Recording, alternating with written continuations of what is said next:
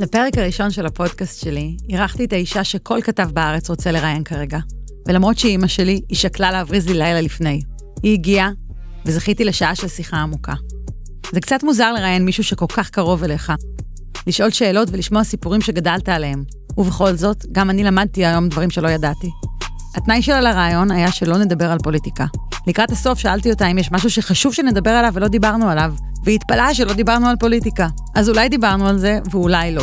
כמו עם כל אורח, ביקשתי ממנה לתאר 3 סצנות מסרט על חייה. כשאני מחברת את הסצנות שלה, אני חושבת ששם שמתאים לסרט הזה הוא מלכת אסתר מאוהבת. אז תכינו את הפופקורן, הקפה, היין, מה שבא לכם. ברוכה הבאה לסלון של יסמין אמא. אמא! אני מתרגשת. ברוכה הבאה. ברוכה נמצאת, יקירתי. באמת סיטואציה. ילדתי, בכורתי. זו סיטואציה מוזרה, כאילו הרבה פעמים אתה מראיין אנשים שאתה לא כל כך מכיר, ואני כאילו מכירה את הרבה תשובות שאתה הולכת להגיד, אבל את לא מתראיינת אף פעם. נכון. למה בת? כי הבת שלי ביקשה ממני, ביתי האהובה ביקשה ממני, והאמת היא שאתמול בלילה היו לי רגשי אשם. אשם או חרטה? חרטה. תכננת להבריז לי? התלבטתי בדרך הביתה, לצלצל לך, לבטל וזה, אבל אמרתי לא עושה דבר כזה. ליסמין שלי. אז אני מאוד שמחה. לפרח שלי. אז אני מאוד שמחה שבאת, ואמרת לי כן, אחרי שאמרת לא, בטח לכל מידיה אאוטלט out there. לא, אני לא מתראיינת כעיקרון. למה? את זוכרת. אני אוהבת את הפרטיות שלי, וכאן אני שוברת את הפרטיות. אני אוהבת את השקט שלי, שלא יכירו אותי, שיהיה לי שקט. אבל להגיד שלא יכירו אותי, זה לא להבין, כאילו, את מכירים אותך. פחות ממה שאם הייתי נחשפת. מזהים אותך, יש לך לוק מאוד אייקוני. טוב, אני לא הרבה במסעדות ולא הרבה, אני יותר נפגשת בבית, יש לי המשרד שלי בבית, אני לא מתרוצצת בכל העיר, בכל המקומות של ההיי סוסייטי. אבל בשביל המטרה הנכונה, אז הגעת, אז אני מאוד שמחה. רק בשבילך. גם לרוקדים כוכבים בת. כן, ואפילו דיברתי שם. ואפילו דיברת והתחלתי לספר שהבת שלי גאונה, ושהיא קפצה כיתה, ודברים שהסגרתי אותך. כן. טוב, אז נראה לי מכל הנושאים שהכנתי, כי הכנתי כל מיני נושאים שרציתי לדבר עליהם, ונראה לי שאת רוצה לדבר עליי, אז בוא נתחיל לדבר עליי. כן, רק עלייך. נתחיל לדבר עליי, בבקשה. כן. איזה תכונה אצלי מפתיעה אותך? שמחת החיים שלך. למה זה מפתיע? אני מצפה ממך, יש לי גם שמחת חיים, אבל לא כמוך. אני מצפה ממני להיות בדיכאון? אני לא מבינה. את פי כמה וכמה ממני עם שמחת החיים שלך. אז את יודעת, אני מצפה שתהי כמוני, יותר שקטה, ואת כאן, ואת הרבה פעמים יוצאת מאזור נוחות, רוקדת עם כוכבים, הקרישים זה פנטסטי, את מלמדת את הדור הבא. זה גם הייתה יציאה מאזור הנוחות. מה? כן, אבל זה גם, זה חשיפה. אני זוכרת ששאלת אותי ואת שלדון על הקרישים, והתגובה הראשונה שלי הייתה, אמרתי לך, מה פתאום? לא, תחשפי וזה. אבל אז אמרתם כן. ואז שלדון ואני חשבנו עוד פעם, אמרנו, אם הילדה רוצה, וזה החלום שלה, אני לא יודעת אם רוצה והחלום שלה, זו הייתה הזדמנות שהייתה שם, אתם מאוד תמכתם. כן. זה לא היה תעשי מה שאת רוצה ונתמוך בך, זה היה, אנחנו חושבים שזה דבר טוב. כן, כי בהתחלה, את יודעת, אני הגבתי כמו שאני הייתי מגיבה, אם היו אומרים לי, בואי תשתתפי בקרישים. אז הגבתי כמו שאני, לא נכנסתי לאור שלך, וכשחשבתי יותר מי יסמין, ומה אהבת חיים שלה, וכמה שהיא רוצה ללמד אחרים, ולתת מעצמה, אז שיניתי, אז אמרתי, רגע, אני צריכה לחשוב, כאילו אני יסמין, ולא כאילו אני מירי. הנה, גם אני לומד דברים חדשים, עד שזה מעניין, כי כשאני חושבת על שירה, על הבת שלי, היא קפצה כיתה. תודה רבה, זה יקום אלפונים על הגנן. היא חיה את החיים. הגן הזה גובר מדור לדור. נכון, יפה, אז לפחות אנחנו מסכימות פה, שירה, את יודעת לחיות את החיים עד הסוף. עם הרגל על הגז עד הסוף. הרבה פעמים אני אומרת, אני רוצה יותר שמחת חיים, להיות יותר כמו שירה. ואני שמחה במה שאת. טוב. אז דיברת על היציאה שלי מאזור הנוחות, עם הקרישים ועם רוקדים כוכבים. תספרי לי על זמן שאת יצאת מאזור הנוחות. אוי ויי. את צריכה רמז שנזכיר לך על מה חשבת? ששאלתי אותך על זה? את רוצה רמז? אני יודעת מה. את רוצה לראות? כן. אוי ויי. במקרה, יש לי פה בגד ים ורוד, משנות ה-60-70 כן. של המאה הקודמת, למי שלא רואה אותנו בווידאו, שאני חייבת להגיד שאני מדדתי אותו, גם כשהייתי קרוב ל10 קילו פחות ממה שאני היום, וזה לא עולה עליי. מה זה היציאה הזאת מאזור הנוחות? קודם כל, אני נורא שמחה לדעת שזה אצלך. עכשיו זה חוזר אליי. אני לא חוזר, אני נותנת לך להסתכל, תחזירי לי. ואני תמיד תמדתי איפה הסמלה, שהייתה גם ורודה, ואיפה בגד ים. אז אני חושבת שהסמלה, סיוון החרימה אותה, אחותך. אוקיי. ועכשיו אני יודעת איפה בגד הים. זאת אומרת, הדברים לא הלכו לאיבוד, זה נהדר. טוב, אז הייתי סטודנטית לביולוגיה בירושלים. ולמדתי מיקרוביולוגיה וגנטיקה לפני הצבא. כי באותו זמן אחי היה בצבא, וגם כן הייתי צעירה. היית עתודאית? לא הייתי עתודאית, הייתי רק בתחיית שירות, כדי שאני אוכל ללמוד. כשגמרתי את לימודי הביולוגיה, הלכתי לצבא. ותוך כדי צבא התקבלתי לרפואה, ולמדתי רפואה. אבל לא הייתי אף פעם עתודאית. אז לימודי הביולוגיה, למדתי מיקרוביולוגיה וגנטיקה. מעבדות עד הערב, לימודים, הרבה, כולנו הקדשנו ללימודים. הייתה לי שותפה לחדר שהיא מדעי הרוח, ועוד חדר אחד, גם כן מסיבות, באים, יוצאים, מירה, בואי איתנו, או מרים, ואף פעם לא יכולתי. ואז יום אחד הלכתי עם ידיד שלי, אני חושבת שהוא היה עיתונאי בידיעות אחרונות, והוא הזמין אותי למסיבה, של ידיעות אחרונות כנראה זה היה, וחמדה נופך מוזס ניגשה אליי, והתחילה לדבר איתי, מה את עושה? אמרתי, אני לומד ביולוגיה, והיא אמרה, בואי לתחרות מלכת היופי. וואו.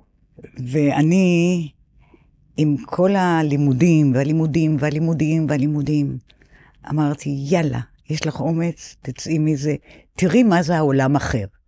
רק תראי.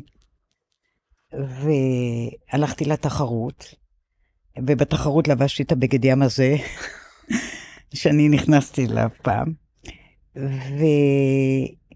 לי מאוד מעניין. היינו רק שתי בחורות, אחת סטודנטית לארכיטקטורה, ואחת אני שלמדתי ביולוגיה, והשאר היו ילדות יפות, ילדות טובות, אבל עוד לא למדו. ולא היו מבוגרות מספיק. אבל זה היה לי מאוד מעניין. אחת בוכה, במתח, אחת זה היה לי, ועזרתי לבנות כמה שאפשר, והייתי בתחרות. וקיבלתי מלכת ירושלים. מלכת ירושלים, כל הכבוד. כי למדתי בירושלים. ואחר כך רצו שאני אסע לזה, למחרת כבר הייתי במעבדה וכבר למדתי. והדבר שהיה לי הכי גדול, אני ידעתי שקצת יתקיפו אותי החברים המדענים שלי, אבל למחרת הייתה לנו מעבדה בגנטיקה. וראש המחלקה לגנטיקה הייתה פרופסור אלישבע גולדסמית. אישה מדהימה עם תסרוקת כמו של גולדה, מהעלייה הזו שבאה, אני חושבת, מגרמניה, של הרופאים, האינטליגנטים. והיא באה אליי, חשבתי שהיא תרוג אותי, אישה דתייה גם כן. והיא באה אליי, והיא אומרת לי, אני רוצה להגיד לך שאני מאוד גאה בך. וואו.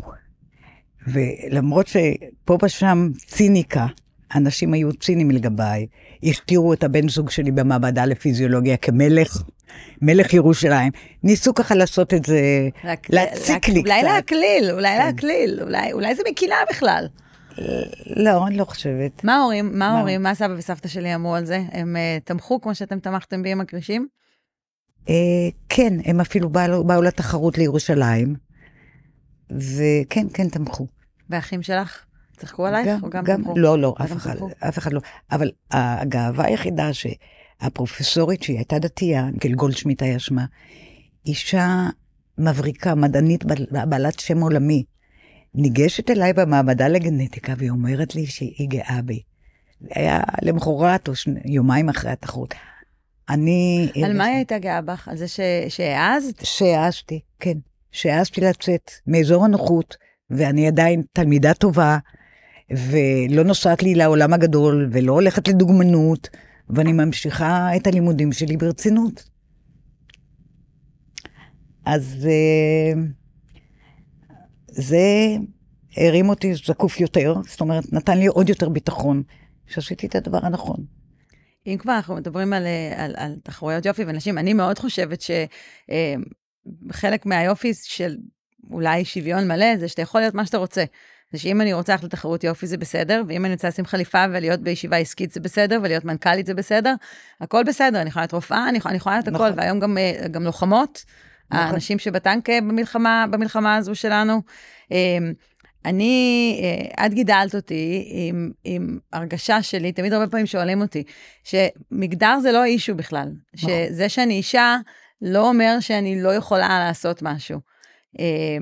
אבל זה לא ככה בהרבה מקומות, ובאמת אני גדלתי עם תחושה כזאת של ביטחון בעצמי, תחושה של מסוגלות, כי האמנת בי, ואמא לא משקרת, תמיד היא אומרת לי, אמא לא משקרת. אני זוכרת, תצא לזה מחזר, היית בת. אוי, אני זוכרת את הסיפור הזה, כן. 15, 16, ורצה לדבר איתך וזה, אז את אומרת לי, אמא, תגידי לו שאני לא בבית.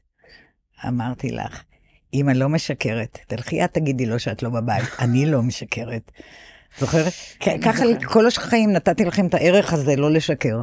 לא, אבל אני זוכרת שנגיד היה לנו תוכנית כזאת, שאם אני מצלצלת באינטרקום, נגיד חברה מזמינה אותי אליה לישון אצלה, ואני לא רוצה ללכת, אבל אני לא רוצה לאכזב את החברה, אז הייתה לנו תוכנית שאם אני מצפצפת באינטרקום, ואני אומרת, אמא, נכון שאני לא יכולה ללכת לישון אצל, אני לא רוצה להגיד אף שם, שאף אחד לא תיעלב.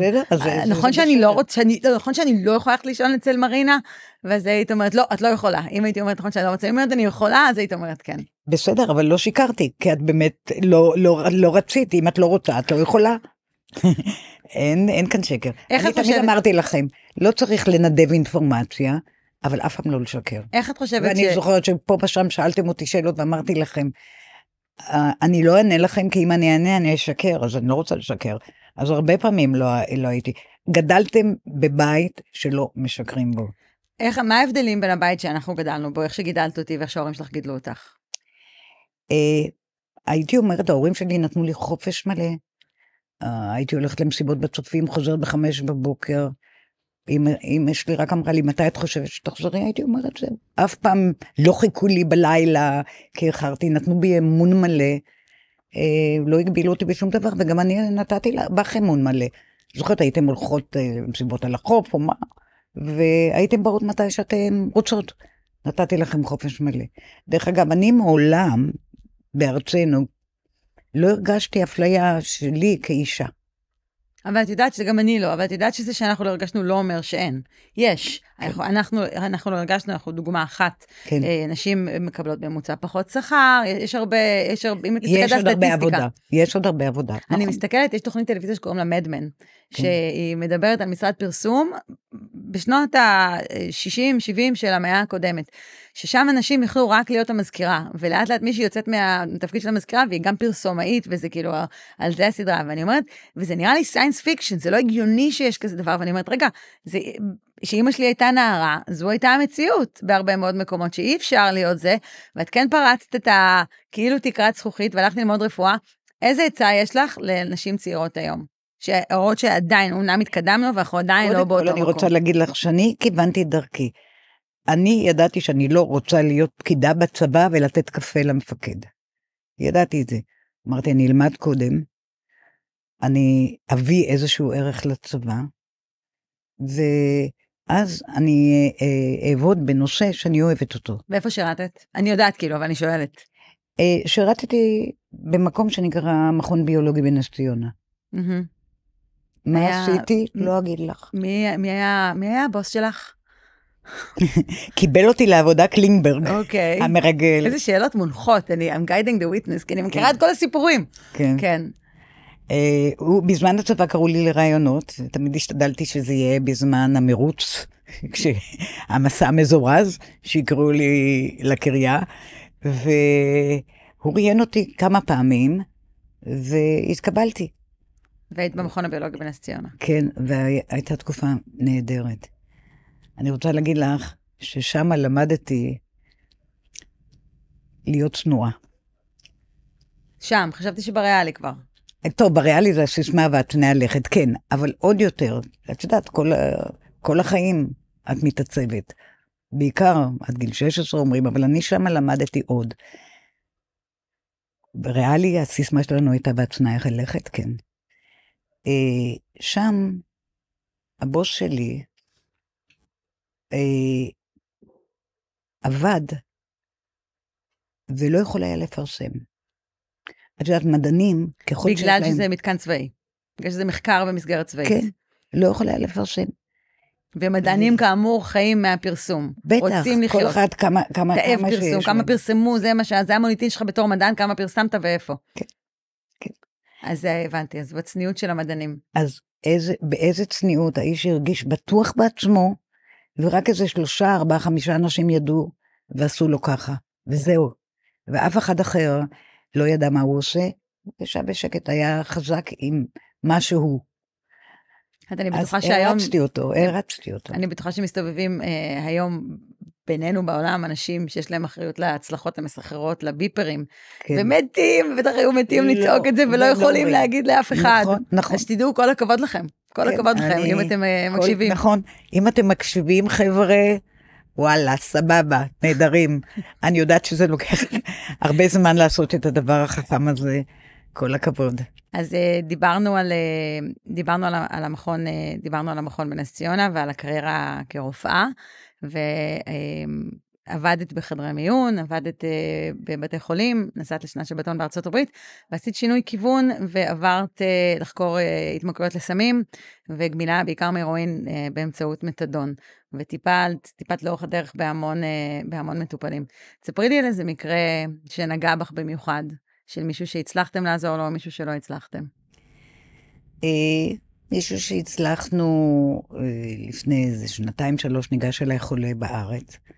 הוא אומר לי, דוקטור, אני כל כך עצוב. אז אני אומרת לו, למה? למה אתה עצוב? אתה מטופל שלנו ואתה מצליח.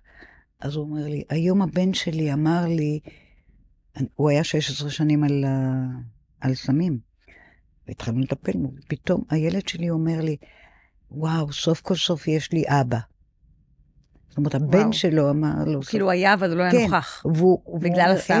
והוא פתאום קלט, איפה הייתי, איפה ישנתי, לא ראיתי אותו גודל, ובגלל זה הוא היה... אמרתי לו, מגיל 16 יש לך עוד הרבה זמן.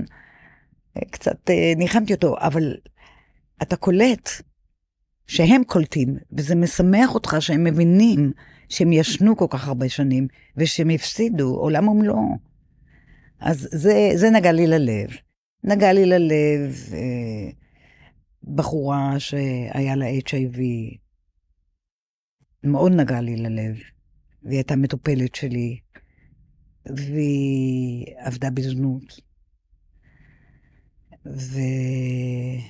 ואמרנו לו שהיא צריכה להפסיק עם זה, כי היא מדביקה אנשים אחרים. מאוד נגעה לי ללב, היא בסוף נפטרה.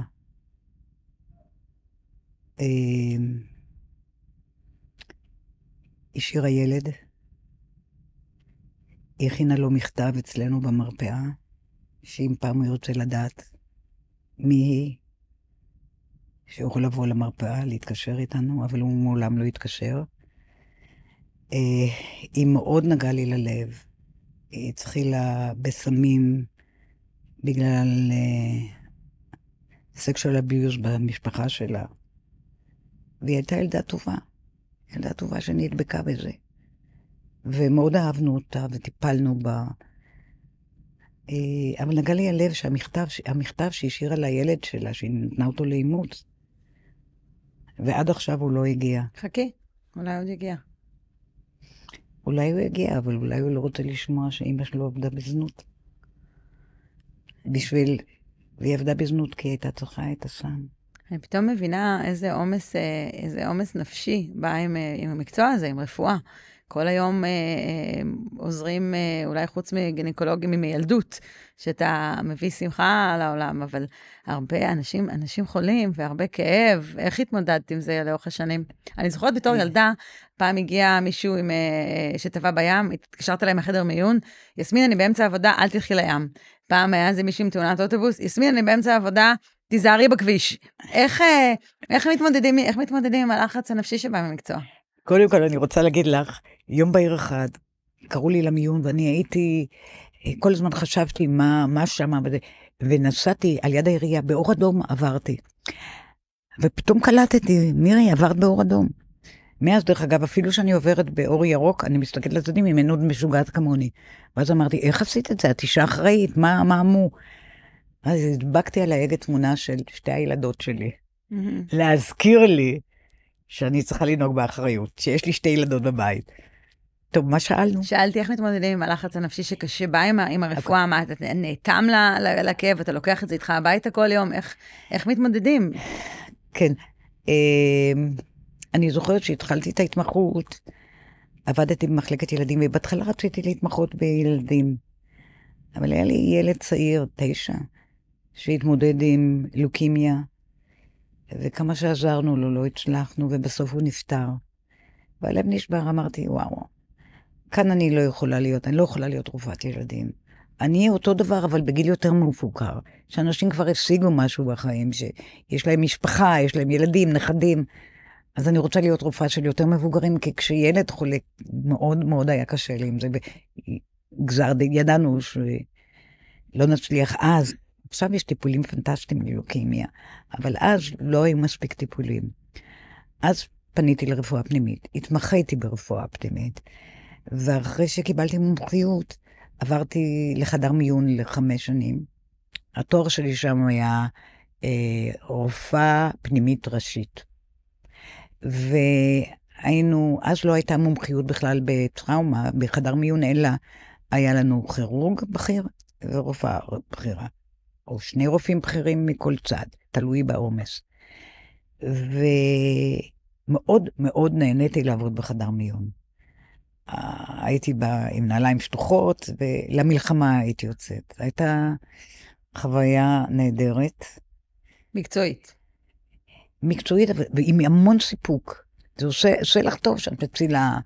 אני זוכרת, יום שישי אחד הגיעו 3 בנות ערביות, שבאו לחוף הים בתל אביב, והגל, הן לא יודעות לשחות, נכנסות למים, וגל ראשון סוחף אותן. 3 טבעו, ומד"א מודיעים לנו שהן מגיעות. אז היינו צריכים להחיות אחת אחר השנייה. ועד כמה שאני זוכרת, 3 נשארו בחיים. אבל זה קפצתי ממיטה למיטה, כי הייתי אז בדיוק לבד בחדר מיון, והסיפוק אדיר. אדיר להציל חיים, את מרגישה, את מעופפת. אתה מרגיש הסגן של אלוהים. כמו ששלון אחר כך אמר, it's good to do good, it's feeling good to do good. אז, ואחר כך, דרך אגב, כשעברתי, במיון הכרתי המון אנשים שבאו עם התמכרות לסמים, או שהיו זונות, בגלל שמכורות היו צריכות לעבוד בזנות כדי לספק את הסם. ודרך אגב, בתקופה מסוימת כבר לא לוקחים את הסם כדי להיות היי. לוקחים כי אין ברירה. אין ברירה, כיוון שהתסמונת הגמילה היא מוות. היא כואבת כל כך. אמר לי פעם פציינט אחד, זה כמו מיליון פעמים שפעת. כאילו מישהו מוצץ לך מעצמות. הם לא יכולות לסבול את זה, או לא יכולים, ולכן הם לוקחים את הסם כדי שימנע את התסמונת הזאת. אז טיפלתי בהן. אני זוכרת שפעם הגיע איש היה מכור ובא ותפס לי את הרגליים, חיבק לי את הרגליים, השתתח על הרצפה שאני אתן לו מורפין, ואסור היה לנו לתת, כי אם היינו נותנות לאחד, היה תור בחדר מיון, כולם היו מגיעים ואסור. ותמיד נשבר לי הלב עליהם, והתחלתי להבין שזה מחלה גופנית, זה לא התנהגות רעה, התנהגות רעה באה בעקבות זה, כי הן צריכות להשיג את הסם, אבל שזו מחלה. ואצלנו נהוג בבית החולים, אחרי שאתה גומר מומחיות, אנחנו קוראים לזה GIA, Given in America, אנחנו הולכים, למשל, אם אתה רופא ילדים, אתה הולך להתמחות בסוכרת נעורים. או חבר טוב שלי, הלך והתמחה ברוקפלר יוניברסיטי בליפידים, בשומנים בדם. הייתי פעם ברוקפלר והתרשמתי מאוד מהאוניברסיטה. חתן פרס נובל זה הנשיא, בזמני היה יהושע לדרברג, שקיבל בגיל 32 פרס נובל, יהודי נחמד, והוא סיפר לי שיש מחלקת התמכרויות, שפרופסור מרי ג'ין קריק, ראש המחלקה, אז התחלתי להתכתב איתה, לדבר איתה, לשלוח את כל הזה, והיא קיבלה אותי לעבוד שם. אבל הגענו לזה, כי התחלנו לדבר על העומס הנפשי, של לטפל באנשים, והמעבר הזה, אז... זה לא, זה... את מתחסנת. את יודעת מתי את מתחסנת? ביום הראשון שיש לך גופה לנתח באנטומיה. כשלמדנו אנטומיה, הייתה לי כל קבוצה גופה, והתחלנו לעשות דיסקציות שלה, לפי הספר, וללמוד על כל הזה. ואז את מתחסנת. הייתי לא מזמן בסיור באיכילוב, ראיתי את המערך המטורף של חירום שהם הקימו עכשיו, וטראומה בגלל המלחמה, כן. מעלית מהמנחת של המסוקים, שיורדת לשער חדר מיון, והרופא שדיבר והסביר, אייל, אני חושבת קראו לו, היה לו כאלה תיאורים גרפיים, ואז הוא הגיע, ואני שכבתי, והכנסתי את היד ככה בתוך החזה, ובלב, וזה, וכאילו כל האנשים שהייתי בסיור, כאילו, לא יכלו לשמוע את זה אפילו, וחשבתי באמת על זה, איך שאתם, הוא מספר לי סיפור הירואי, אבל האנשים לא היו מסוגלים לשמוע את כל התיאורים האלה. כן. כל הכבוד באמת לרופאים ולעבודה המטורפת שעושים, במיוחד השנה. כן, אנחנו לומדים להתחסן, כמובן שהרגש פועל, ומצטערים וכואבים, וקשה לנו.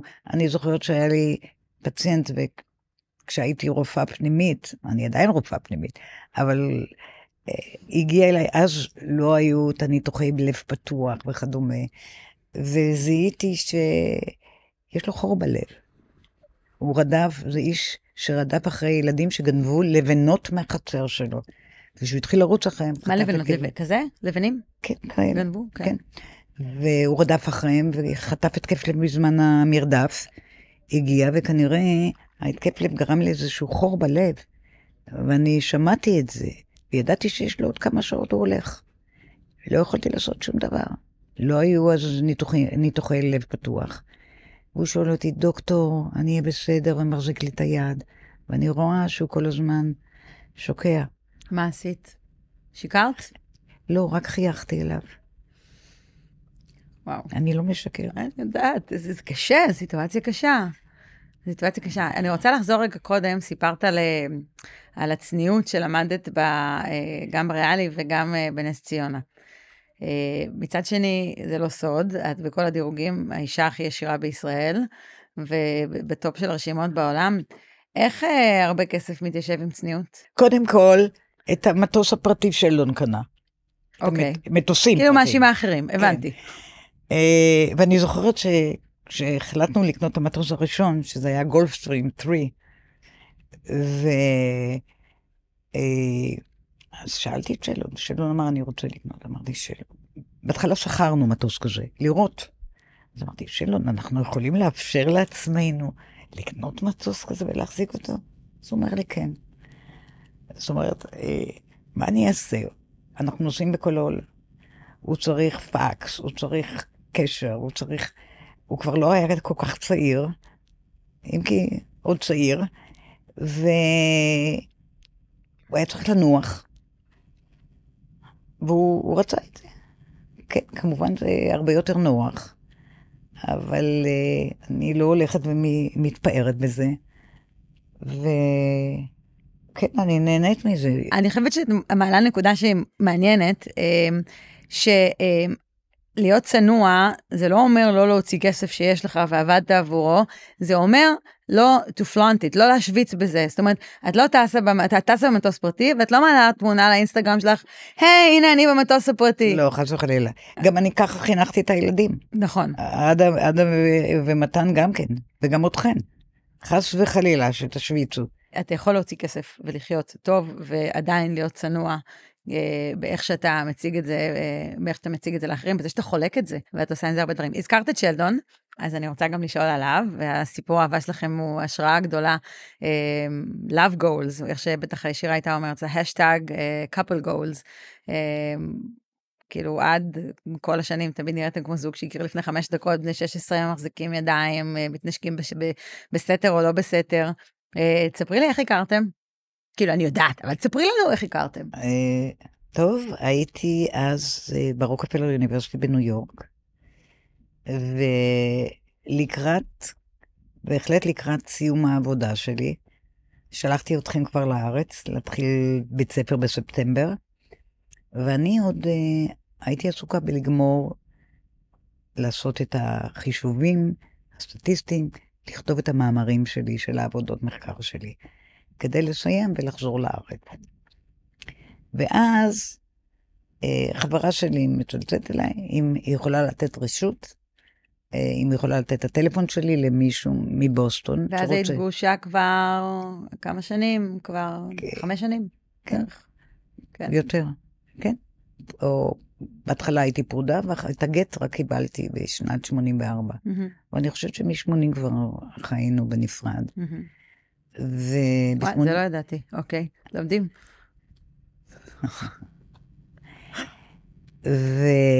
כן. אז היא שאלה אותי, שלון כנראה היה בארץ ורצה להכיר ישראלית.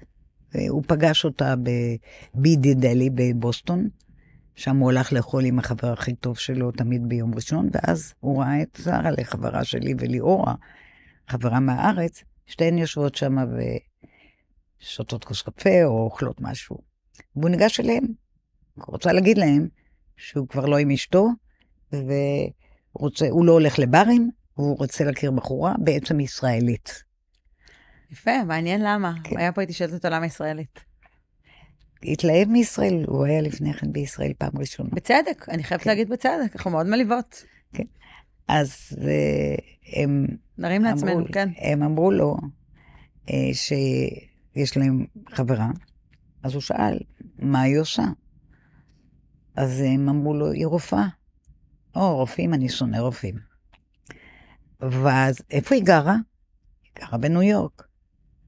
בניו יורק? אני שונא את ניו יורק. וככה זה היה. הוא הלך לשולחן של ארווין החבר שלו, וארווין הכיר אותי, כי הייתי בבר מצווה של הבן של שרה החברה שהזכירה אותי. אז הוא הכיר אותי. ואז הוא שואל את שלו, מה אמרו לך? הם רוצים להכיר לי איזה רופאה ישראלית. אז מחר הם ידעו, הרופאה הבלונדינית, ואז הוא עושה לו איזה תרגיל, תאר לך שאתה פצוע מלחמה, ופתאום אתה פותח עיניים בארץ, ואתה פותח עיניים ואתה רואה איזה מלאך בלונדיני. בקיצור, גרמו לו יותר להתעניין בזה, ואז ארגנו ששרה תשלח לו את מספר הטלפון שלי, ואת לא ידעת מכל זה כמובן, רק אחר כך. לא, היא שאלה אותי רשות. כן, כן. אז הסכמתי. והיא אמרה לי דבר יפה, שהוא תורם לפדרציה. זה מצא חן בעיניי. איש טוב. וגם כן שהוא התחתן עם אישה ואימץ 3 ילדים. אמרתי, זה מלאך. זה בן אדם, מתחתן עם אישה, נישואים ראשונים, ומאמץ את 3 הילדים שלה. זה בן אדם טוב לב, זה בטוח. והוא התחיל לצלצל אליי. אבל האמת היא שלא הייתה לי כוונה להתחתן עוד פעם, ולהתחתן עם אמריקאי. בקיצור, הוא התחיל לצלצל. שהוא יבוא ביום שישי, דיברנו איזה 20 דקות. היה לנו נושא משותף, כי הבן שלו היה מכור, 2 הבנים שלו היו מכורים לסמים, אז דיברנו, הוא האשים את עצמו, הרגעתי אותו. למחרת הוא מצלצל אליי, אנחנו כבר מדברים 40 דקות. והוא מצלצל אליי, להגיד לי, הוא לא יכול לבוא ביום שישי, אבל הוא יבוא ביום שבת. ואז למחרת הוא עוד פעם מצלצל, אנחנו מדברים כבר 2 שעות.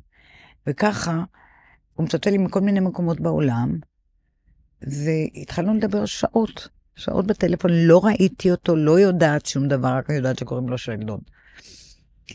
וסוף כל סוף, אחרי שדיברנו איזה 2 שבועות, שעות בטלפון, אחר כך הסתבר לי שהוא היה בדיוק בכל העולם, במסע לאסוף כספים, לקנות את מלון סנס הוטל. בווגאס. בווגאס, למה הוא רצה? הוא לא התעניין בקזינה. למלון סנס היה חלקת אדמה ענקית, והוא היה בירידים, בנושא, כן, כנסים וירידים. כן, אז הוא היה צריך מרכז ירידים בלאס וגאס, כי הייתה לו תערוכה מאוד גדולה שנקראת קומדקס, שכל שנה גדלה, ובעיקר כשהיא הייתה בלאס וגאס, הייתה גדלה, אנשים אהבו לבוא לווגאס. אז הוא החליט להקים מרכז בווגאס, והוא היה באמצע המסע. אחר כך נתקענו עם קזינו, אבל מעולם הוא לא היה בנושא הזה. נתקענו, אני אומרת. וככה היה, ואחרי שבועיים, סוף כל סוף, קבענו פגישה. קבענו פגישה לכל ארוחת ערב. וגם כן הכל היה נורא מצחיק. הוא בא לקחת אותי לארוחת ערב, ואני פותחת את הדלת, הוא בא מהמגורים של האוניברסיטה, היה לנו בניין מדהים על המים שם, והוא בא, נכנס, מסתכל עליי, והוא אומר לי, you don't look like a doctor. You don't look like a doctor, איזה אפליה. How does a doctor look like? זהו, שאלתי אותו, נו, ואני אז לבשתי סמלת מיני. את לבשת מיני? כן, תשמעי, הכרתי אותו ב-88. לא חושבת שאני לא זוכרת אותך אי פעם מיני. לא מיני. אוקיי. מיני קונסרבטיבי. אני זוכרת לך עם שמלות מאוד יפות, סטרפלס, אבל תמיד שמלות ארוכות, אוקיי. כן. לא, אז סמלה עד הנה, טוב, בכל זאת, מלכת היופי של ירושלים, יכולה להרשות לעצמה. לא סיפרתי לאף אחד, אני לא יודעת, אני למעשה מצד אחד צריכה להיות גאה במה שעשיתי, כי זה מה שרציתי אז. נכון. אבל מצד שני, צנועה, לא משוויצה, לא מספרת, זהו. ואז, אבל עכשיו אני מספרת, וואו, אם תוציא את זה החוצה, אני אחשוב עוד על זה. צריכה למצוא תמונה שלך. רגע, אז ככה הוא אומר, שאני לא נראית, אז אני שואלת אותו, איך הדוקטור נראה? אז אני יודע, עם ז'קט ועט בכיס וזה. בסדר. ואז הוא נורא הצחיק אותי, כי הוא היה נורא גאה, היה חורף באוקטובר, והוא לבש מעיל שהוא נורא איש גאה בו, הוא קנה אותו בוושינגטון, וזה היה אצל החייט להגדיל לו קצת את זה. אז החייט, במקום להרחיב מהצד, הזיז את הכפתורים, אז במקום שזה יהיה ישר, זה היה ככה. כן, היה מתקן הרבה פעמים את החליפות שלו. כן. כל כמה קילו היה, לא, כן, רזיתי, אני הולך להצר את כל החליפות שלי. כן. לא כדאי, רגע, לחכה עוד שנייה, לא חייבים. יש לו ספרייה כזו וספרייה כזו וספרייה כזו. במידות כאלה וכאלה וכאלה. הארוחה הראשונה הייתה מאוד, מאוד מוזרה. כל כמה דקות הוא היה הולך לשירותים. ואני אמרתי לעצמי, מה הוא הולך כל הזמן לשירותים? או שהוא מסניף קוקאין. ברור, מומחית לסמים, חושבת את זה. או שיש לו בעיות עם הפרוסטטה. אני הייתי חושבת שאולי הוא אוכל משהו לא טוב. לא, וכל פעם הוא הולך. בסוף הסתבר לי, הוא בא והתנצל, שהוא באמצע הדיל שלו הגדול, והטלפון הסלולרי, את זוכרת, אז היו טלפונים ארוכים כאלה, עם אנטנה, כן, לא עבד כזה במסעדה. גודל, כן. לא עבד במסעדה, אז יש טלפון ציבורי על יד השירותים, אז הוא הולך כל הזמן לצלצל. ובתמימות כזו, וזה, תראי, אני לא יודעת, בחורה אחרת שרוב הזמן הגבר עוזב אותה, בארוחת ערב הייתה עוזבת. אבל היה בו משהו מיוחד שמשך אותי. הכנות שלו, הטוב שלו, התמימות שלו, כמו ילד טהור. והסביר לי את הכל, וקיבלתי את זה.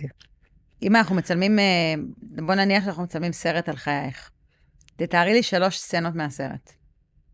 על החיים שלי? כן, עלייך. סיפור שלך, 3 סצנות. סיפור האהבה שלי לשלדון. סטלוס, סצנה אחת תבחרי. את המסעדה, את הדייט הראשון, את החתונה, איזה משהו ספציפי, משהו, תבחרי לי תמונה אחת. שלדון כל החיים היה אומר לי, מאז שהוא פגש אותי, כל יום, thank you for coming into my life. דבר שנורא רגש אותי, הוא כבר לא הרגיש טוב. הוא היה במיטה, והתחילה הקורונה, ועמדנו לקבל איזה פרס של אלצהיימר פאונדיישן, לתרומה שלנו. ושלום לא יכול היה לבוא. קודם כל התחילה הקורונה, אז אמרתי לו, אל תלך. אמרתי לו, אני אבוא רק, קח את הפרס, אתן את הנאום והסתלק. אני אפילו לא הולכת לשבת שם, כי אני פחדתי גם להדביק אותו.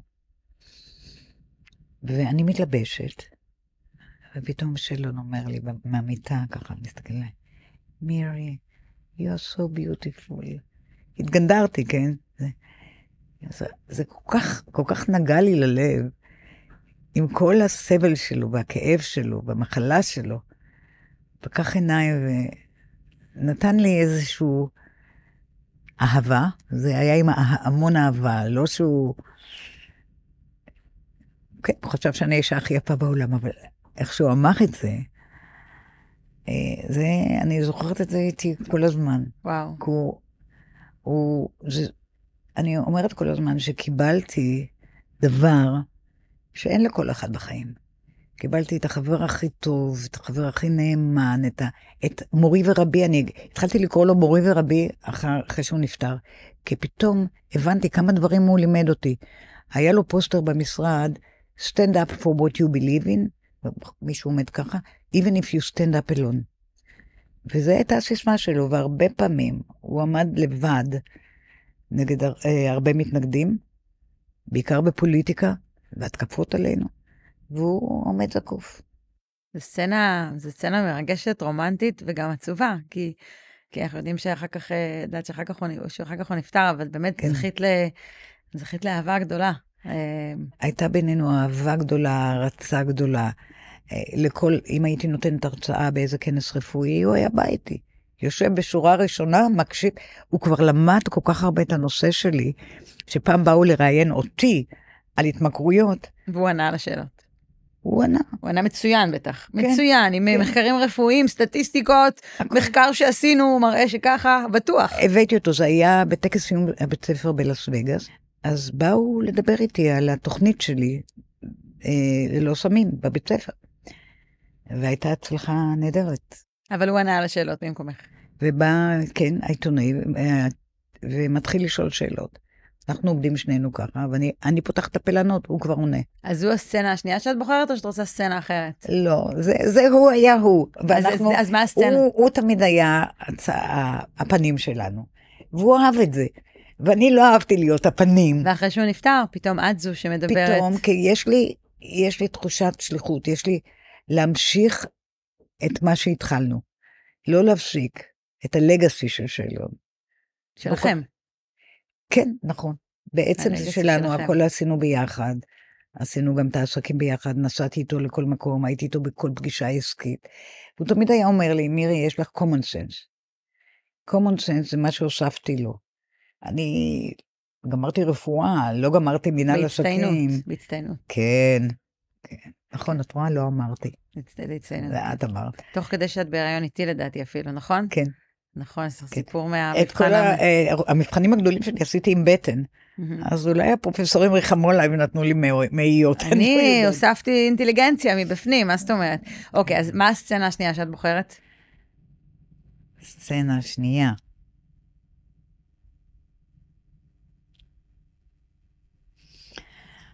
הלידה של אדם.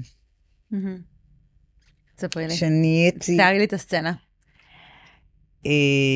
הייתה לי פונדקאית.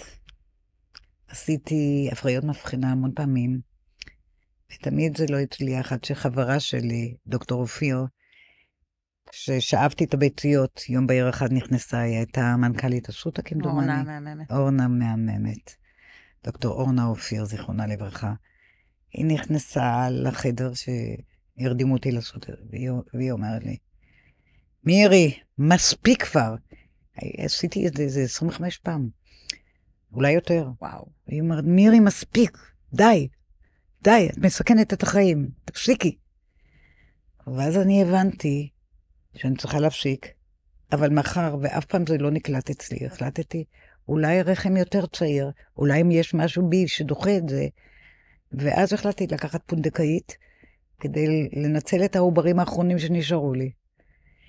זהו, הייתה לי פונדקאית מקסימה, נפלאה, שהיא עכשיו כמו הבת שלי, ואנחנו כולנו מכירים אותה, והיא מוזמנת, היו לה 2 ילדים כבר. שהם היום כמו בני דודים. כן. בתחושה. וכשהיא ילדה את אדם, זו הייתה הפעם הראשונה שלשלדון ולי היה ילד משותף. שלדון היה חלום חייו, היו לו רק ילדים מאומצים. הוא כל כך רצה ילד שלו. והתחושה הזו שהנה הגשמנו את זה, ויש לו ילד, הייתה עילאית. וואו. הפונדקאות עלה הרבה לחדשות, לכותרות, בזמן האחרון, עם המקרה המצער. נורא, נורא. זה פשוט טרגדיה, ודיברנו על זה אתמול, ואני לא יודעת איך אפשר להחליט, כאילו, המשפט לא יתקדם עם הרפואה. בית משפט צריך להחליט שמקרים כאלה דנים מיד. נכון. יש מקרים שחייבים לדון בהם מיד. מיד. כי הזמן פועל לרעת הילד, וככה צריך היה לעשות את זה. בית המשפט היה צריך להבין שלא דוחים כאן ומחליטים מיד. ואז היה נמנע, כי אני חושבת שילד שייך לאמא הביולוגית שלו, שהיא לא נתנה אותו, לא תרמה ביצית. זו הייתה טעות. ואין לה עוד ילד אחר. אבל תחשבי גם על האמא השנייה, שעברה ניתוח מסכן חיים, שלקחה יצרה את הילדה הזאת אצלה ברחם, שגידלה אותה. אז אני חושבת שהיא הייתה... אני לא יודעת איך אפשר להחליט, לא הייתי רוצה להיות השופטת במקרה הזה, אני לא יודעת איזה... ספיקינג אוף לחץ נפשי, איך אפשר? הם יכלו לעשות כזו מין הורות משותפת, לספר שזו גידלה אותך ברחם, ועברה ניתוח, ולספר לילדה שתגדל את כל הסיפור, ולשתף את שתי זוגות ההורים בגידול הילד. ויזמין אותה לכל חגיגה, היא רוצה פעם לוויקנד, ועד כמה שאני מבינה, ההורים הביולוגיים הסכימו לזה, אבל הבחורה שגידלה אותם לא הסכימו. מה את היית עושה במקומה? משפט שלמה. כאילו זה נורא, אולי קל להגיד, תתפשרו, אם אני הייתי במצב הזה, כן. והייתי מגלה שילד ביולוגי שלי גדל במקום אחר, כן. וואו. כן. הייתי הופכת עולמות. בתור אמא. הייתי הופכת עולמות. כן, אם הייתי מגלה שזה ביצית שלי במקום אחר, בטעות, אפילו עכשיו. קצת התחושה עכשיו של הילדים שלנו, בואי, אני אבכה תכף. שכל הילדים שלנו שבעזה. כן. גם, צריך להפוך את העולמות. שמה? צריך להפוך את העולם. נכון. נכון, אני תמיד אומרת, אם אני הייתי שבויה, אני כבר מבוגרת, עברתי את החיים, לא אכפת לי. שאף חיה לא יהרג בשבילי. אבל אם ילד שלי, או נכד שלי היה שבוי, הייתי הופך את העולמות. אני מבינה אותם, אני מבינה את הכאב שלהם. הלב של כולנו. כן, כששואלים אותי מה שלומי, אני אומרת בסדר, אבל זה מה שרובץ על הכתפיים של כולנו. סצנה שלישית. אמרנו על לידה של האדם, דיברנו על... טוב, כמובן אחר כך על לידה של מתן, כן? כן. אבל הפעם הראשונה שלשנדון ולי היה ילד משותף, והגשמתי את חלום חייו, שיהיה לו ילד שלו, אז... ואחר כך היה לנו גם את מתן, אז כמובן שריגש אותי. ברור. אבל מה הסצנה השלישית שאת בוחרת? בחיים שלי? כן, הסרט. טוב, איך שאימא שלי, מלכת אסתר. קיוויתי שתבחרי משהו מהילדות, לא כך דיברנו על ילדות בחיפה. בגיל 3. כן. הייתי בגן חווה בחיפה, כן. רחוב עמק הזיתים, והייתה מסיבת פורים בגן. וכל הבנות רצו להתחפש למלכת אסתר. או לנסיכה, או משהו עם סמלה עומדת. אני לא רוצה להגיד לך מה היום כולם רוצות בפורים. כן. כן. טוב, הייתי בת 3. כן, נכון. ואימא שלי, או שזה היה תחילת המדינה, או שאימא שלי לא היה לה זמן, כי היא הייתה תופרת, היא ידעה לתפור. נכון, היא עשתה לי סמלה. היא עשתה לי סמלה לבנה שהכי אהבתי אותה בכל הילדות. כן. וואו. ואז אני לא יודעת מה קרה, היא לא הצליחה את העסוקה או מה, והיא החליטה לחפש אותי לבן. לקחה מכנסיים של אחי, כובע טמבל שלו, ואני סירבתי ללכת ככה לגן. ומה הוא קיבל? הוא לבש סמלה שלך? לא, הוא היה קובוי. היה לו אקדח, מישהו הביא לו מארצות הברית האקדח הזה עם קפצונים. קובוי, אוקיי. קשר מטפחת, הוא היה קובוי. ואני הייתי בן. וסירבתי ללכת לגן, התביישתי כל כך ובכיתי וצעקתי, ואימא שלי רבה איתי והכריחה אותי ללכת לגן, ואני ישבתי בגן כזו עצובה. אז מה הסצנה שאת בוחרת, מכריחים אותך לגן או יושבת בגן עצובה? אני זוכרת אותי לובשת מכנסיים של אחי וכובע טמבל ויושבת בגן. הנה הבדל. היא לא רוצה ללכת לגן, היא יותר לא רוצה ונלחמת. אז הנה הבדל בין איך שגדלת לאיך שגידלת אותנו, בחיים לא היית מכריחה אותי ללכת לגן ככה. נכון. נכון. נכון, אני לא יודעת מה שקרה לאמא שלי, כי אמא שלי, זכרתי לה את זה כל חיי, אבל אמא שלי הייתה אמא טובה. אני לא יודעת, זה היה בתחילת המדינה, אז בטח נודע להם שכל המשפחה שלה נספתה בשואה, והיא לא יכלה לדבר על זה, כי היא הייתה בוכה. זה היה דור אחר, ואני סלחתי לה על זה, כי היא הייתה אחר כך אמא נפלאה ואוהבת והכל, אבל היא עשתה טעות. יצא לנו סרט קצת עצוב מילדה שבוכה עם התחפושת של בן, למרות שהלידה של אדם היא רגע מאוד מאוד משמח, ורגע שהוא שמח, מתוק, מר מתוק, שגם שדן חולה בסיפור אהבה. סיפור אהבה. טוב, אמא, אני מאוד מתרגשת שבאת, תודה. בבקשה. אני רוצה לתת לכל אחד מהאורחים שלי איזה משהו קטן שלי, אז אני מוכנה לתת לך את התמונה שלי ושל הילדים, אם את רוצה. את רוצה אותה? כן, בטח. נכון? אני אחליף את זה בתמונה איתך. מה? אני אחליף את זה בתמונה איתך. כן. יש לך מספיק כאלה? את לא נותנת לי את האחרונה שלה. לא, אז אני אדפיס תראי אותה. את המשקל. אז יסמין. לא, אני צריכה להראות את זה לכולם. אבל כן. למה לא? זה הנכדים שלי, זה יסמין. זה הנכדים שלך, כן. תודה. חלק מהנכדים שלך. מה? חלק מהנכדים שלך. ותודה שבאת, נו, איך היה? איך את מסכמת? היה פחות גרוע ממה שחשבת, יותר גרוע ממה שחשבת? כאילו, אמרת דברים שלא התחשק לך להגיד? לא. אוקיי. לא. טוב שלא נכנסתי לפוליטיקה. לא, זה אנחנו נביא אותך להמשך. חיממנו אותך, ראית שזה בסדר? נולדת לפני קום המדינה, שנייה לפני קום המדינה. ראית את המדינה, היית בת 3, אבל ראית את המדינה נולדת, מתפתחת, טינג'ר, בוגרת, ואיפה שהיא היום. ואני כן סקרנית לדעת מה את חושבת, איך את רואה את הדברים היום. תראי, דברים שהשפיעו עליי בכל החיים שלי, זה הסיפור שההורים שלי לא יכלו לספר לי, כי אמא בעיקר הייתה בוכה. על השואה. על השואה למשפחה שלה, שאני לא יודעת מספיק. פה ושם אני דולפת.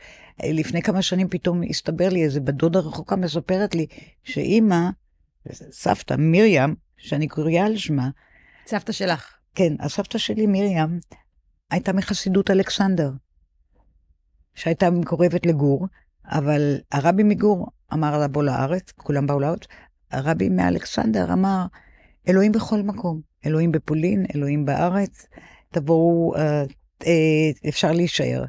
אבל אמא שלי, שהיא גמרה תיכון, למדה על האינקוויזיציה, למדה על הפוגרומים, אמרה, אני לא נשארת. זה היה, היטלר עלה לשלטון ב-1933, כבר ב-34 היא הייתה בארץ. ואני זוכרת ששמעתי, אני אוספת סיפורים האחרים, זה לא סיפור של ההורים שלי, איזה בן של איזה בדודה רחוקה בארצות הברית, מספר שהמיריה הביאה את אמא המנוחה, אמא שלי קראו לה מנוחה, לרכבת, כי הם נסעו מפולין לטורקיה, ובטורקיה עלו על אונייה בשם פולניה. ואז היא אמרה לה, תוכתר, ילדתי, אלוהים בכל מקום, כמו שהרבי שלהם אמר להם. אז היא אמרה, לא, למדתי על האינקוויזיציה, למדתי על הפוגרום, אני נוסעת ונסעה לארץ, וככה אני קיימת.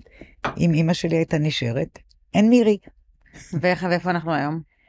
עכשיו, זהו, אחר כך בגיל 16 למדתי על משפט אייכמן. בן גוריון עשה דבר גדול שהביא את אייכמן, זה גם כן שינה אותי מאוד. הבנתי שאני צריכה לשמור על העם שלי. הבנתי שהעם שלי הלך שם מסכנים, כצאן וטבח, לא היה להם שום נשק, ואחד מהתפקידים שלי, כמו של כולנו, לשמור על מדינת היהודים, לשמור על העם שלנו. זה בגיל 16. כל החיים שלי 12 שנה למדתי בריאלי בחיפה, שלימד אותי ציונות ואהבת הארץ, ולימד אותי תנ"ך, לא בית ספר דתי, אבל אחד הערכים החשובים שלנו, זה הספר הכי קריא בעולם, זה התנ"ך, ואני פה ושם מצטטת, אני זוכרת הכל, כי למדנו את זה לאורך, אפילו בגרות בתנ"ך היה לנו, מה שאני מאוד מצטערת שאין עכשיו. אני חושבת שזה הספר הכי חשוב בעולם. איך זה יכול להיות שאנחנו לא עושים בגרות בו? זה התרבות שלנו, זה מי שאנחנו, זה התנ"ך. טוב, זו דעתי. ואחר כך מה שהמשיך זה הלימודים שלי. לא, אבל מה את חושבת על מה שקורה פה היום? אני יודעת שאת עם הבחירות, אני יודעת שאת מאוד שמחה עם הבחירות בארצות הברית, עם תוצאות הבחירות בארצות הברית. מעופפת. מעופפת. איך חגגת? איך חגגתי? אני ביום הבחירות, כמו שהיה ביום הבחירות הקודם, הלכתי לעבודה, לקליניקה שלי בלס וגאס, ראיתי חולה, ככה זה, חזרתי הביתה, אכלתי ארוחת צהריים, שחיתי, לא פתחתי את הטלוויזיה כל היום, ביקשתי ליועץ הפוליטי שלי, שרק ישלח לי מדי פעם בפעם איזה טקסט. שלח לי איזה 1 או 2, אחר הצהריים, it looks good. רק בערב פתחתי את הטלוויזיה, מאוחר. ואיך הגגת? פתחת בקבוק יין, שמפניה? רק ב2 בלילה נדמה לי לפנות בוקר בלס וגאס, הוא נתן את הנאום שלו. איך חגגתי? הסתכלתי על התמונה של שלדון. יש לי תמונה גדולה שלו בחדר השינה שלי, כמעט בגודל טבעי. אני לא שוכחת אותו, אהבת חיי. ואני מתייעצת איתו לפעמים, אני מאוד ספיריטואלית. אז אני הולכת לתמונה ואני אומרת, שלדון, אתה גאה בי? נכון שאתה גאה בי? כיוון שהמשכתי את הלגאסי שלו, ושלנו, כן? אז אני בטוחה, ואני כאילו ראיתי בעיני רוחי את החיוך שלו אליי, מלא אהבה. אז כן, ככה חגגתי. חיים רגילים, לעבודה, לאכול ארוחת צהריים, לשחות, כן. חיים רגילים ורק לפנות ערב, ככה בערב פתחת. ויש לך כזאת אופטימיות שאת מסתכלת על מדינת ישראל? יש לי אופטימיות, כן. אין לנו ארץ אחרת. יש לנו, תתעוררו, חבר'ה, תתעוררו. מה צריך להשתנות? להשתנות. שאנחנו צריכים להבין שבית מקדש חרב בגלל שנאת חינם. למה לשנוא? תאהבו אחד את השני. תאהבו אחד את השני. הפילוג, הכיתוב, באמת אחד הדברים שהכי קשים היום בהם. הייתי רוצה שבראש יהיו אנשים עם אידיאלים, ששומרים על האידיאלים. בגלל זה, עד פעם שאלת אותי אם כדאי לך להיכנס לפוליטיקה. ואמרתי לך, את לא תוכלי, כי את תצטרכי להתפשר על הערכים שלך. לא ידעתי מה היית יכולה. חושבת שכל הפוליטיקאים מתפשרים על הערכים שלהם? רובם. וואו. בטח. ומה שמבטיחים הם לא מקיימים. רובם. הם לא משקרים, הם טעו. הם שינו כיוון. אצלי מילה זה מילה. ואם הנסיבות משתנות? מה יכול להיות? טוב. אנחנו תבואי עוד פעם ונחפור יותר בפוליטיקה, אבל אני מסכימה איתך שאנחנו צריכים... אנחנו חייבים לאהוב אחד את השני. תראי איך העם שלנו היה מופלא. הצעירים האלה, שכולם קראו להם דור הטיקטוק. לא רק הצעירים, גם המילואימניקים, שהם יותר מבוגרים, עם משפחות. תראי כמה אנשים רצו והתגייסו. אמרו לי 130% מהאנשים שנקראו, שהיה להם צו גיוס, באו, 130, זאת אומרת 30% יותר. איפה? בלבנון כולם בורחים מלבנון. בכל המקומות שמסתלקים משם. אף אחד לא בא להתנדב לצבא. אצלנו העם כולו התנדב. לא היה מקום על טיסות לארץ. בדרך כלל מלחמה אין מקום על טיסות שיוצאות. לא היה מקום על טיסות שנכנסות. העם כולו התנדב, וגם העולם היהודי השתנה. גם העולם היהודי. מה את רואה? איך העולם היהודי השתנה? קודם כל, הם יותר בעד ישראל. קודם כל ישראל. הם מבינים שזה המקום היחיד שלהם להיות בו. שאם הם לא ישמרו עליו, אז גם להם לא יהיה טוב. הם רואים את האנטישמיות שקיימת בכל העולם. אז אני מרגישה גם כן שאני מדברת עם יהודים, ותראה גם בתוצאות הבחירות. אני חושבת שכפול מספר היהודים שהצביעו לרפובליקנים. אולי אפילו יותר מכפול. כי אנשים התחילו להבין שהצד השני לא ישמור על ישראל, והממשל של טראמפ ישמור על מדינת ישראל. אני רואה גם אנשים יהודים בארצות הברית שלא היו אף פעם מזוהים עם מטרות יהודיות, פתאום מרגישים הרבה יותר נוח לבוא ולדבר בעד ישראל. כן, כי צריך מנהיג אחד, או באוניברסיטאות, מספיק אחד, שהוא student supporting Israel, שיש לו אומץ לקום, לקחת את הדגל ולעמוד, אז אחרים יצטרפו אליו. צריך את הראשון שיוביל את הדגל, בכל מיני מקומות, ואת רואה את זה. תביאי מה, אני אזמין אותך עוד פעם, ואז אנחנו נחפור יותר בפוליטיקה, אני אכין אותך לפני זה, היום רק רציתי שתתחממי, ותרגישי שזה בסדר לבוא ולהתראיין, שיש מראיינת חמודה כמוני, פעם הבאה תרגישי יותר נוח לדבר גם על דברים, כי אני רואה שאת לא חוששת. אני לא חוששת, אני יודעת את הגבולות שלי, שאני מציבה לעצמי. נכון. טוב, תודה, ותהני, תודה, ילדתי. שמת לב מה לבשתי לכבודך? כן, לבשת את החולצה של טובלה. נכון. ואני לבשתי בגד של טובלה. ואת לובשת רק בגדים של טובלה. כמעט. כן, נהיה סימן העיקר שלך. מה? יאללה, אמא, אני מאוד התרגשתי, והיה לי מאוד כיף, אני רעבה, רוצה לך לאכול? כן, בואי אליי. טוב, יאללה. בואי אליי לאכול. ביי.